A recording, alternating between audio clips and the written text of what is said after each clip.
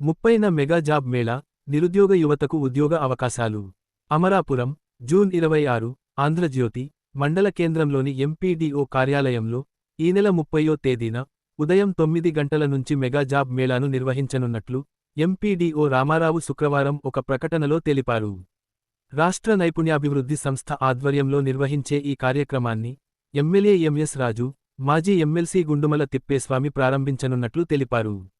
ఈ mega job మేళాలో 10 బహుళ జాతీయ కంపెనీలు పాల్గొననున్నాయని, నిరుద్యోగ యువతీ యువకులు ఈ అవకాశాన్ని సద్వినియోగం చేసుకోవాలని ఎంపీడీఓ రామారావు సూచించారు.